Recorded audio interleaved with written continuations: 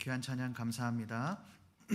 오늘 우리에게 주신 하나님 말씀은 에베소서 2장 4절에서 7절까지의 말씀입니다. 에베소서 2장 4절에서 7절까지의 말씀,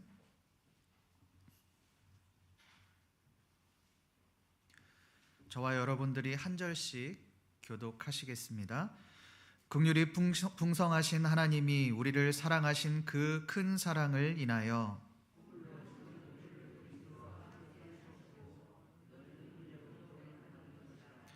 또 함께 일으키사 그리스도 예수 안에서 함께 하늘에 앉히시니 이는 그리스도 예수 안에서 우리에게 자비하심으로써 그 은혜의 지극히 풍성함을 오는 여러 세대에 나타내려 하심이라. 아멘. 여러분이 오늘 말씀, 이 오늘 본문을 한번 자세히 보십시오. 오늘 본문에 보면 이 긍휼의 풍성한 하나님이라는 말을 하고 있습니다. 그냥 긍휼이 아니라 풍성한이라고 하는 최상급의 표현이 붙습니다.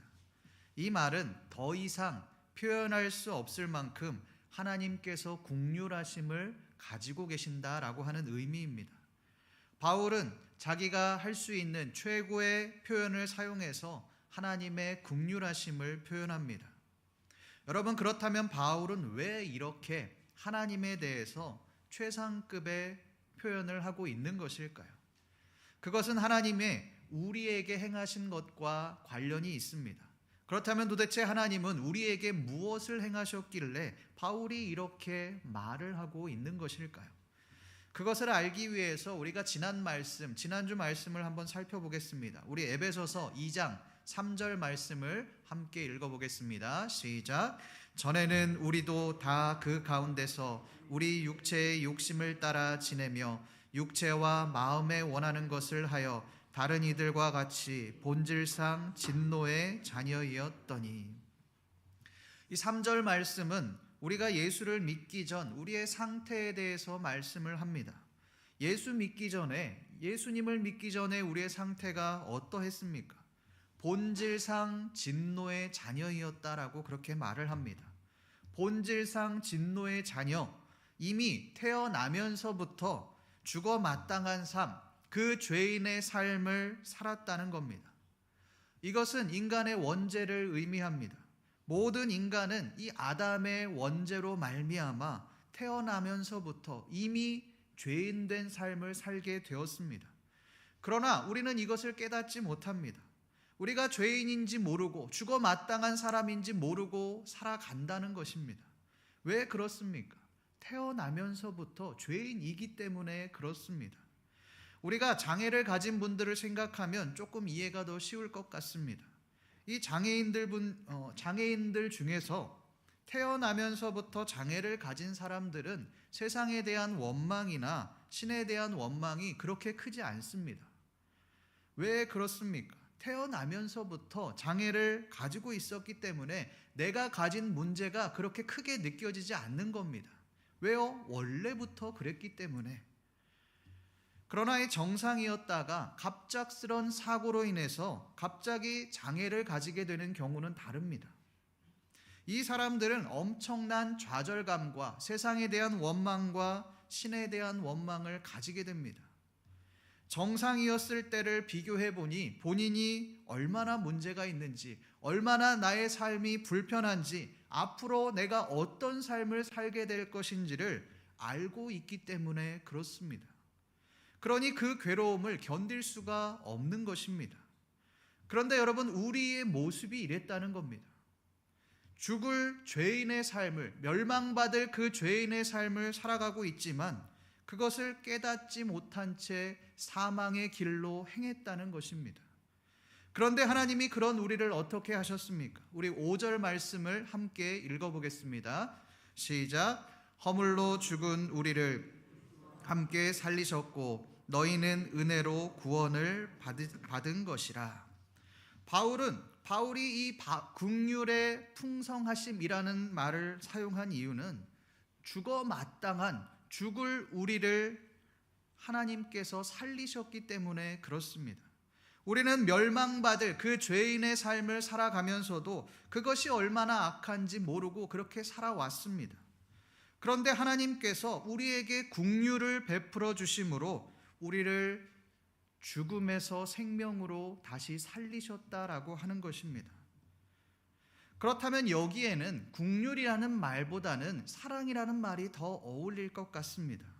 그런데 바울은 사랑이라는 말을 사용하는 것이 아니라 하나님의 긍휼이라는 말을 사용합니다. 왜 바울은 이 긍휼이라는 말을 사용하고 있을까요? 그것을 알기 위해서 우리가 긍휼의 뜻을 한번 알아보겠습니다. 이 긍휼이라고 하는 말은 영어로 compassion, 연민, 동정심이라는 뜻입니다. 우리가 긍휼하면 무엇부터 생각을 합니까? 불쌍히 여기는 마음입니다. 연민과 동정심의 마음을 떠올립니다. 그러나 이 원어적으로 이 긍휼이라는 뜻은 그런 뜻이 아닙니다. 전혀 다른 뜻입니다. 원어적으로 이 긍휼이라는 뜻은 창자가 끊어지는 것 같은 고통이라는 뜻입니다. 우리가 알고 있는 것과 완전히 다른 의미입니다. 불쌍한 사람들에게 연민을 가진다, 그런 뜻이 아닙니다. 여러분, 이것을 어떻게 해석해야 할까요? 우리가 생각해 보면 창자가 끊어지는 것 같은 고통을 언제 느낍니까? 누군가 나를 죽을 만큼 괴롭게 할 때, 그때 이만한 고통을 우리가 느낄 겁니다. 나를 대적하는 사람이 나를 힘들게 하고 나를 무너뜨릴 때 우리는 너무나도 괴로움을 느낍니다. 그래서 너무나도 괴로워서 창자가 끊어지는 것 같은 그런 괴로움을 느끼게 되는 것입니다. 그때 우리가 우리를 괴롭게 하는 그 원수들, 그 대적들을 향해서 우리가 쏟아버리고 복수하면 마음이 좀 후련해지겠죠. 그런데 그렇지 못하고 참고 또 참아야 하는 그런 상황이라면 죽을 만큼 괴롭고 창자가 꼬이고 끊어질 만한 그런 괴로움이 우리에게 임할 겁니다. 이런 개념으로 이 긍휼이라는 말은 나와 반대되는, 나를 괴롭게 하는 그 원수들을 향해서 복수하지 않는 것, 화를 내지 않는 것, 되돌려주지 않는 것, 그것을 의미합니다. 그것을 넘어서 원수를 용서하고 나를 괴롭게 하는 그 사람을 사랑하는 데까지 나아가는 것, 그것이 긍휼이라고 할 수 있습니다. 여러분, 다윗을 한번 보십시오. 우리 사무엘상 24장 6절 말씀을 함께 읽어보겠습니다. 시작.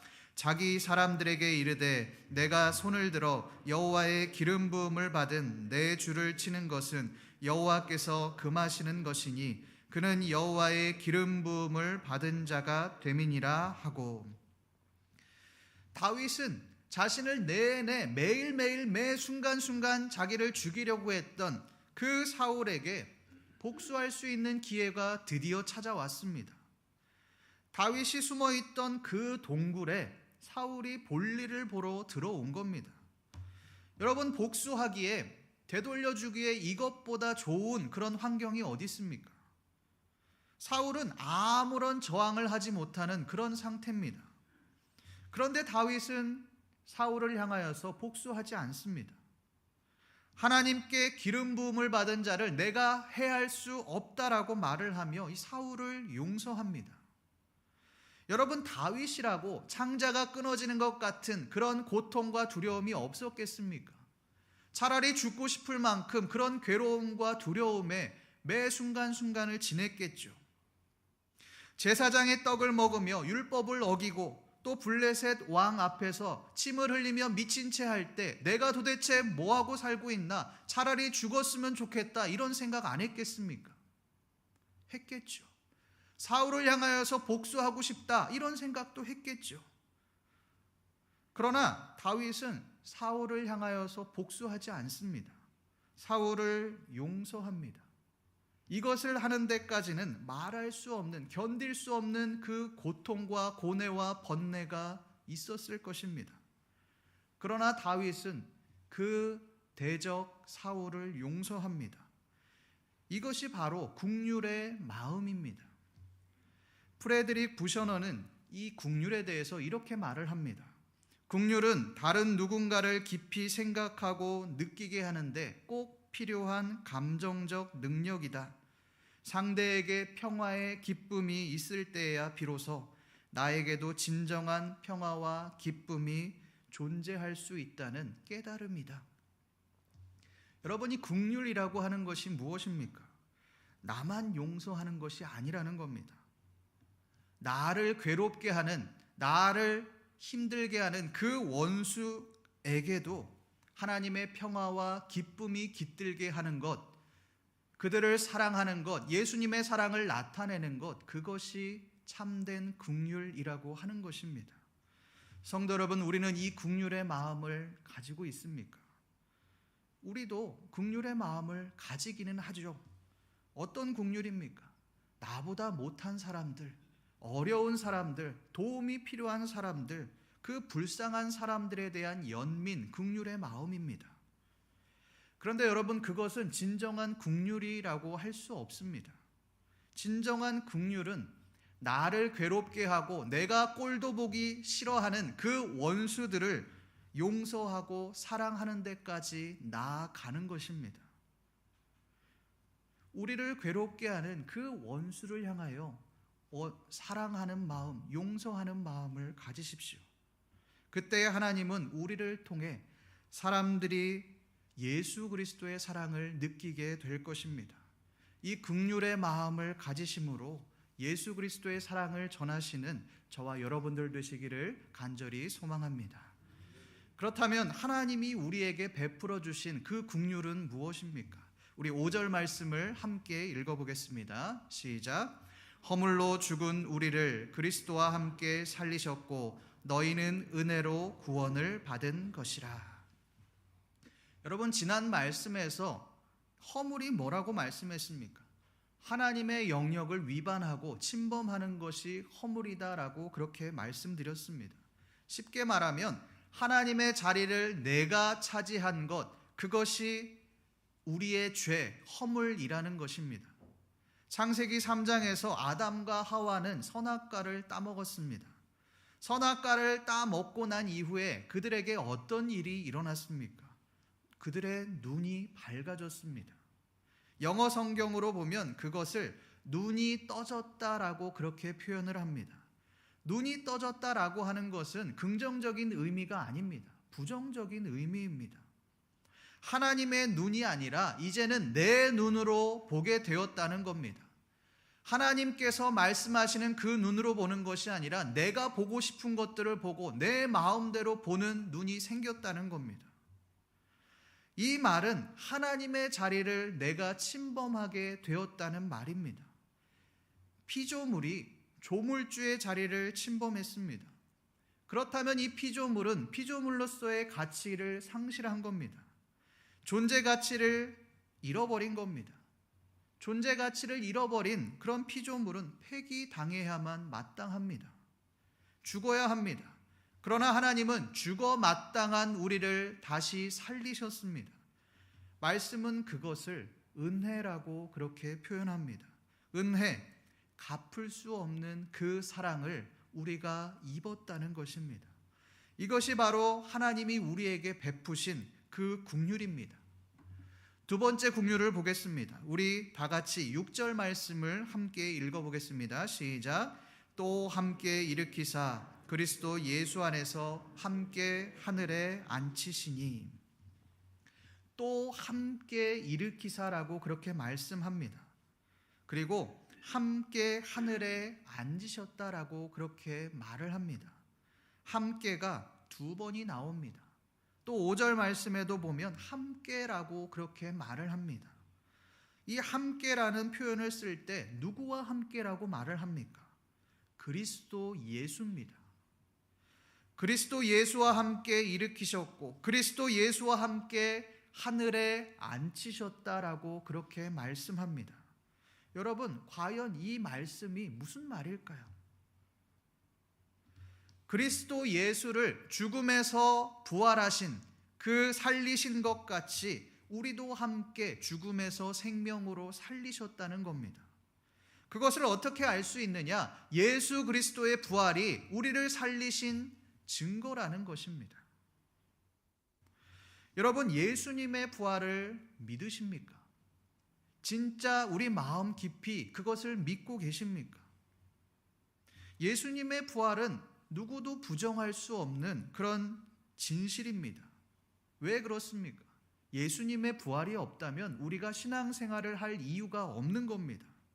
예수님이 부활하지 않으셨다면 우리의 신앙과 믿음은 다 헛것이 되는 겁니다. 거짓이 되어지는 겁니다. 이 예수님의 부활이 진리이고 진실이듯이 우리가 죽음에서 살게 된 것, 생명으로 살리심을 받게 된 것, 그것 또한 명백한 진실이라는 겁니다. 이것이 함께 일으키사의 의미입니다. 그리고 또 뭐라고 말씀합니까? 예수 안에서 함께 하늘에 앉히시니라고 그렇게 말씀합니다. 예수님께서 부활하신 이후에 어떻게 되셨습니까? 제자들과 사람들에게 나타나신 후에 하늘로 승천하셨습니다. 말씀에 보면 하늘 보좌에 앉으셨다라고 그렇게 말씀합니다. 예수님이 하늘로 승천하시고 또 하늘 보좌에, 천국 보좌에 앉으신 이유는 예수님이 능력이 있어서가 아닙니다. 예수님이 기적을 많이 행하셨기 때문에 그만한 능력이 있어서 그 자리에 앉으신 것이 아닙니다. 예수님이 하늘 보좌에 앉으신 이유는 한 가지입니다. 예수님이 하나님의 아들이기 때문입니다. 그런데 우리가 예수님과 함께 하늘 보좌에 앉게 되었다는 것입니다. 여러분, 이 말은 예수님이 하나님의 아들인 것처럼 우리 또한 하나님의 자녀가 되었다는 것을 의미합니다. 여러분, 어떻게 온 천지 만물을 지으신 창조주 되시는 그 하나님이 어떻게 우리의 아버지가 되십니까? 100번 양보해도 하나님과 우리와의 관계는 주인과 종의 관계밖에 될 수 없습니다. 그런데 하나님은 그런 우리를 종이 아니라 하나님의 자녀로 삼으셨다라고 그렇게 말씀합니다. 여러분, 이것은 있을 수 없는 일입니다. 120만 명의 구독자를 지닌 니키 필리피라고 하는 유튜버의 기사를 보았습니다. 이 사람에게는 새끼 때부터 약 9년간 키운 그 반려견이 있었는데 그 반려견을 정말 자식처럼 사랑했다고 합니다. 그런데 어느 날 이 반려견이 자신의 아들의 얼굴을 물어버렸습니다. 다행히 아들의 목숨은 건지게 되었고 얼굴에 상처 자국이 조금 남아있는 걸로 그쳤지만 이 유튜버는 자신의 아들을 문 그 반려견을 안락사시켜 버렸습니다. 이것으로 많은 사람들의 논쟁이 일었습니다. 그러나 여러분, 이것이 의미하는 바가 무엇이겠습니까? 아무리 강아지를 사랑하고 아껴도 내 자녀처럼 애지중지해도 실제 내 아들보다는 소중할 수 없는 겁니다. 그러니 내 아들을 문 반려견을 안락사 시킬 수밖에 없는 겁니다. 여러분, 이것이 세상의 이치입니다. 우리도 반려견과 마찬가지입니다. 아니, 반려견은 물기만 했죠. 우리는 예수님을 십자가에 못 박은 사람들입니다. 예수님을 죽인 사람들이 바로 우리입니다. 예수님은 유대인들 때문에 돌아가신 것이 아닙니다. 우리의 죄 때문에 십자가에 못 박혀 돌아가신 것입니다. 그러면 우리 또한 그 반려견처럼 죽어 마땅합니다. 아니, 이 세상에서 없어져야 하는 그런 존재입니다. 피조물인 우리가 어떻게 하나님의 영역을 침범하고 예수 그리스도를 십자가에 못 박을 수 있습니까? 그런데 하나님은 죽어 마땅한 우리를 살리시고 예수님과 같이 하늘 보좌에 올려주셨습니다. 자격 없는 우리를 하나님의 자녀로 삼아 주셨습니다. 이것이 바로 우리를 향한 하나님의 긍휼하심이라고 할 수 있습니다. 성도 여러분, 예수님의 십자가 죽음은 그냥 죽음이 아닙니다.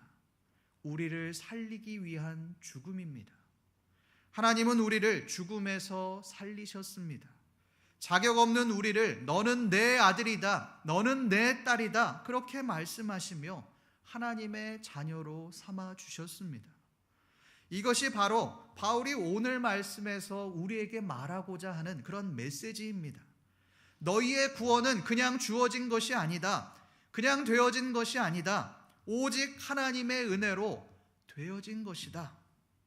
예수 그리스도는 너희를 구원하기 위해 생명을 십자가에서 바쳤다. 이것이 너희가 지금 받고 있는 구원이다. 이 말씀을 하고 있는 겁니다. 여러분, 하나님께서 우리를 이렇게까지 사랑하시고 이렇게까지 희생하셔서 구원하신 이유가 무엇이겠습니까? 우리 7절 말씀을 함께 읽어보겠습니다. 시작. 이는 그리스도 예수 안에서 우리에게 자비하심으로써 그 은혜의 지극히 풍성함을 오는 여러 세대에 나타내려 하심이라. 그 은혜의 지극히 풍성함을 오는 여러 세대에 나타내려 하심이라. 그 은혜, 우리를 구원하신 그 은혜가 얼마나 큰지 나타내기 위해서 하나님이 우리에게 긍휼하심을 주셨다는 겁니다. 그런데 보십시오. 누구에게 나타낸다고 말을 합니까? 여러 세대입니다. 이 여러 세대의 뜻을 보면 coming age, 다가올 여러 세대들입니다. 그렇다면 여기에서 여러 세대는 단순한 여러 세대들이 아니라 다가올 모든 세대들을 말을 하고 있는 것입니다. 이제 하나님께서 다가올 시대에 모든 세대들에게 하나님의 은혜와 긍휼하심을 나타내시겠다라고 하는 겁니다. 여러분, 그런데 그것을 누구를 통해 나타내십니까? 바로 우리를 통해 나타내시는 것입니다. 하나님의 자녀로 우리가 은혜를 입은 그 우리를 통해서 하나님의 긍휼하심과 사랑을 나타내시겠다라고 하는 겁니다. 여러분, 이것이 어떻게 가능합니까? 우리 갈라디아서 2장 20절 말씀을 함께 읽어보겠습니다. 시작. 내가 그리스도와 함께 십자가에 못 박혔나니 그런즉 이제는 내가 사는 것이 아니요 오직 내 안에 그리스도께서 사시는 것이라. 이제 내가 육체 가운데 사는 것은 나를 사랑하사 나를 위하여 자기 자신을 버리신 하나님의 아들을 믿는 믿음 안에서 사는 것이라. 이제는 내가 사는 것이 아니요 오직 내 안에 그리스도께서 사시는 것이라. 내가 주인된 삶을 버리고 하나님의 영역을 침범했던 그 모든 것들을 내려놓고 오직 내 안에 그리스도를 나타내는 그런 삶을 살아갈 때 우리를 통해서 하나님의 긍휼하심이 나타난다는 것입니다. 여러분, 그리스도를 나타낸다, 굉장히 뜬구름 잡는 이야기 같습니다. 그러나 이것은 뜬구름 잡는 이야기가 아닙니다. 실제적인 이야기입니다. 이 말은 우리가 철저히 죽어져야 한다는 말입니다. 나의 주인이 내가 아니라 예수 그리스도가 되어져야 한다는 말입니다. 여러분, 우리가 삶을 살아갈 때 어디에 대부분 초점을 맞춥니까? 나에게 초점을 맞춥니다. 내가 원하는 것이 무엇인가? 내가 하고 싶은 것이 무엇인가? 이것에 초점을 맞춥니다. 그러나 그 삶은 그리스도가 주인된 삶을 사는 것이 아니라 내가 주인된 그런 삶을 살아가는 것입니다. 그리스도가 사는 삶은 내가 원하는 것을 이루는 삶이 아닙니다. 예수 그리스도가 원하는 삶을 살아가는 것입니다. 하나님이 원하는 삶을 살아내는 것입니다. 예수님이라면 어떻게 하실까? 하나님이 나에게 원하는 것이 무엇일까? 이것에 초점을 두고 살아가야 하는 것입니다. 그렇게 살게 되면 우리가 하나님을 드러낼 수밖에 없습니다. 예수 그리스도의 사랑을 나타낼 수밖에 없습니다. 그때 우리는 여러 세대, 많은 사람들 앞에서 하나님의 은혜가 나타나는 삶을 살아가게 되어 있는 것입니다. 사람들이 우리를 보며 하나님의 살아계심과 그 사랑을 깨닫게 되어 있는 것입니다. 김영호 목사님이라고 하는 이 은퇴 목회자 분이 계십니다.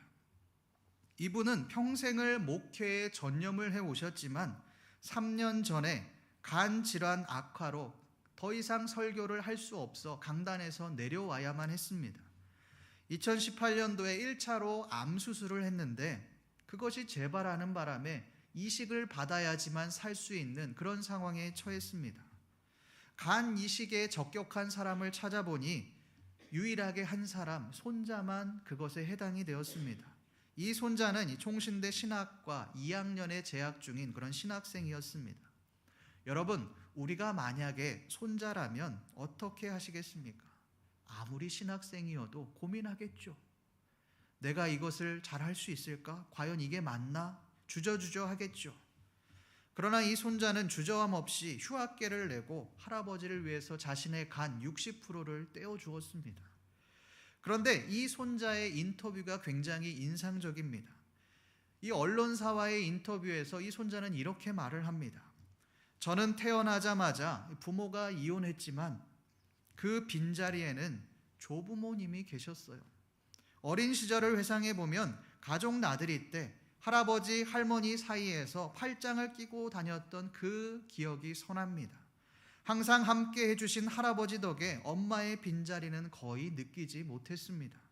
그리고 나서 이 청년이 이렇게 말을 합니다. 할아버지는 매사 어떻게 해야 하나님을 더 기쁘게 할 수 있을까? 그렇게 고민하시며 저에게 묻곤 하셨습니다. 한 영혼을 최선을 다해 사랑하셨고 맡겨진 일에 최선을 다하셨던 그 할아버지 목사님이 너무나도 자랑스럽습니다. 저는 할아버지와 같은 목회자가 되고 싶습니다. 성도 여러분, 이 목사님은 유명한 목회자도 아닙니다. 수많은 사람들에게 존경을 받는 그런 이름 있는 목사도 아닙니다. 그러나 한 영혼을 천하보다 귀하게 여기는 그 긍휼의 마음과 어떻게 해야 하나님을 더 기쁘게 할 수 있을까? 하나님이 나에게 원하시는 것이 무엇인가? 그 고민하는 마음이 손자의 마음을 움직였습니다. 할아버지의 믿음을 통해 하나님의 긍휼하심과 사랑을 느끼게 되었습니다. 그 믿음이, 그 사랑이, 그 긍휼이 가장 사랑하는 손자가 목회자, 사명자가 되는 가장 결정적인 요인이 되었습니다. 성도 여러분, 이것이 하나님의 지극히 풍성하심을 여러 세대에 나타내는 그런 삶입니다. 여러분, 우리는 하나님의 큰 사랑을 입은 자들입니다. 그렇다면 그 사랑을 나타내는 자가 되어야 하지 않겠습니까? 언제까지 나만을 위해서만 살아가겠습니까? 하나님의 은혜의 지극히 풍성하심을 나타내는 여러분들 되기를 소망합니다. 철저히 하나님을 위해서 살아가십시오. 나를 위해서 살아가는 것이 아니라, 내가 주인 되는 삶을 살아가는 것이 아니라 하나님이 주인 된 삶을 살아가십시오. 그때의 사람들은 우리를 통해 긍휼의 하나님, 사랑의 하나님을 만나게 될 것입니다. 오늘 말씀에서 이 허물과 죄로 죽었던 우리를 살리신 그 하나님의 은혜를 기억하며 이 사순절 기간 우리를 위해 살아가는 것이 아니라 오직 하나님을 위해 하나님의 은혜를 나타내며 하나님의 나라를 위해 살아가심으로 긍휼하심을 사람들에게 나타내시는 신림교회 모든 성도님들 되시기를 간절히 소망합니다. 기도하겠습니다.